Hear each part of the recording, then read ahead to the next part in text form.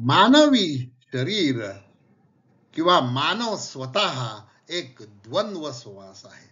द्वंद्व समास व्याकरणामध्ये दोन पद असलेला समास, ज्याचे दोन्ही पद समान असतात.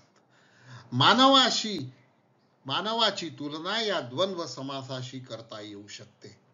मानवामध्ये दोन शरीर असतात, पुण्य शरीर आणि पाप शरीर.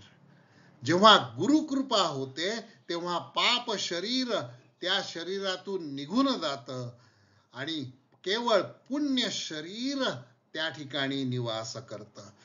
जेव्हा मनुष्य मोक्ष पदावर जातो, आता मोक्ष म्हणजे मरणानंतर मिळणारी गती नव्हे, तर मोक्ष म्हणजे अनासक्त होणे, जीवनाची आसक्ती कमी होणे म्हणजे मोक्षत्व होय. ते जिवंतपणी पण साध्य करता येऊ शकतं.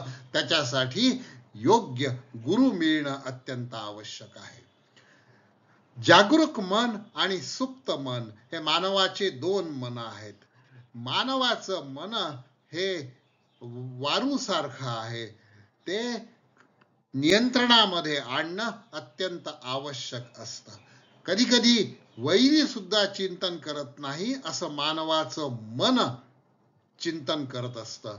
म्हणून मनावर लगाम असणं अत्यंत आवश्यक आहे. मनोनिग्रह करणे गुरु शिकवत असतो. आणि तसंच आपल्या शरीरामध्ये बुद्धीचा प्रग्रह हा मनावर ठेवलेला आहे.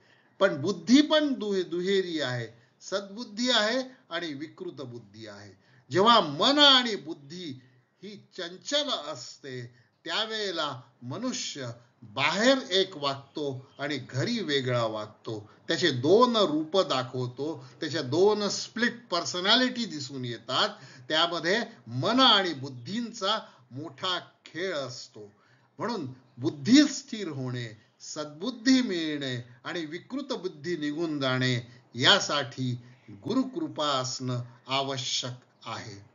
मानवाचं शरीर हे स्त्री प्रधान असतं, तसं ते पुरुष प्रधानही असतं.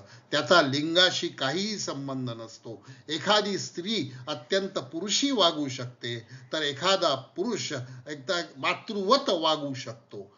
तर या दोघांमध्ये समानत्व आणणं ही गुरुकृपा आवश्यक असते. देवाला देवत्व असतं, तसं मानवालाही देवत्व असतं आणि मानवामध्ये पण दानवत्व असतं.